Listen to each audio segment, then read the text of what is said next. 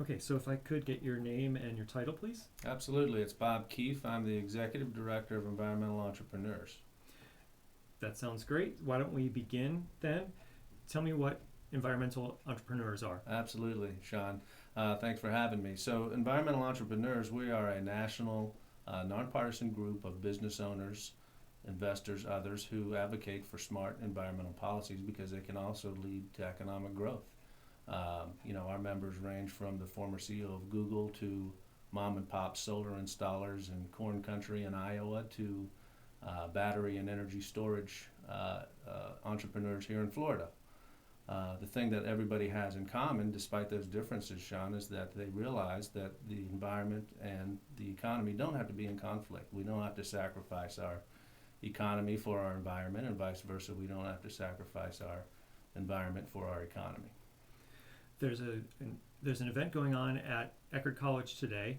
What are the details about that, and what's the purpose of this summit? Sure. So you may remember a couple months ago, Sean, a group of climate scientists and environmental scientists went up to see Governor Scott in Tallahassee to basically encourage the governor to do more about climate change.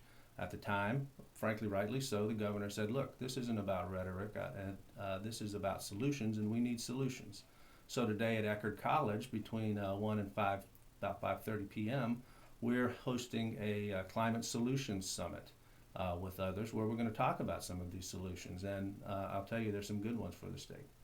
You're releasing a report later this week where you're going to talk about some of those solutions, and it looks good for Florida. That's right. That's right. Look, the biggest solution we think to climate change, to addressing climate change, that Florida can take action on right now, it's actually relatively simple. We have to reduce carbon pollution from existing power plants, and we need to replace that dirty energy with clean, renewable energy and energy efficiency. Power plants right now emit about 40% of all of the carbon that we release in the United States.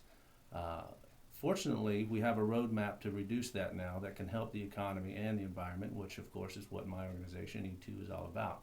And that roadmap is coming from the federal government. It's called the Clean Power Plan.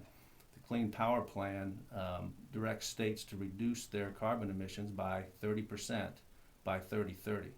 And there's basically three ways to do that, Sean, we think, and all of them are good for both the economy and for the environment. Number one, you make your existing power plants more efficient. You reduce the emissions. Guess what? That creates jobs, that drives economic growth. Number two, you replace some of that dirty energy with clean, renewable energy, solar, wind, biomass. Creates jobs, drives economic growth. Number three, you make your buildings, your offices, your homes, your schools more energy efficient. You know, Florida has the second highest rate of, Floridians pay more for electricity than anybody else in the country except Texans. Of course, there's hot summers here, but we can improve that through energy efficiency. And guess what? By doing that, we create jobs, we drive economic growth. So the biggest solution we see is both a potential economic catalyst and probably the most significant environmental policy we've seen in our lifetimes. That's the Clean Power Plan. Why is it important to reduce carbon pollution? Because carbon pollution is the biggest, let me back that up. So carbon pollution is the biggest contributor to climate change. We have addressed carbon pollution in other ways. Earlier this year, you may remember, the federal government came out with smarter mileage standards for cars. Cars produce about 40% of the carbon emissions, and the other 40%, or the other biggest contributor, is power plants. We have to reduce this carbon pollution if we want to address climate change. And now, if people want to participate at the Eckerd Summit today, where can they go to find out more information? Absolutely. Go to eckerd.edu. You can get details there. You can also check on Facebook for the Climate Summit at Eckerd College.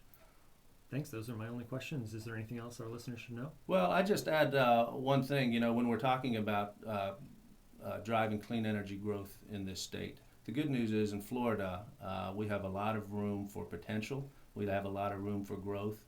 We also have a great base to build on. Later this week, E2 will be releasing the study that you mentioned that's going to show that there's more than 100,000 Floridians that now work in clean energy. Most of that's in energy efficiency. You would think in the sunshine states you'd have more in solar, but we don't. And that's because we don't have policies in place like other states that are driving growth in the solar industry. You know, I come from North Carolina, and North Carolina, believe it or not, is now number 3 in the country for solar installations. And I can tell you, after having lived both in Florida and in North Carolina, the sun doesn't shine any brighter in North Carolina than it does in Florida.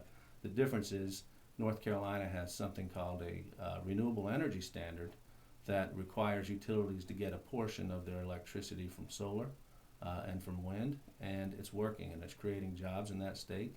And there's no reason that can't happen here in Florida. Great. Thanks so much. Yeah. Thank you. Let me save this.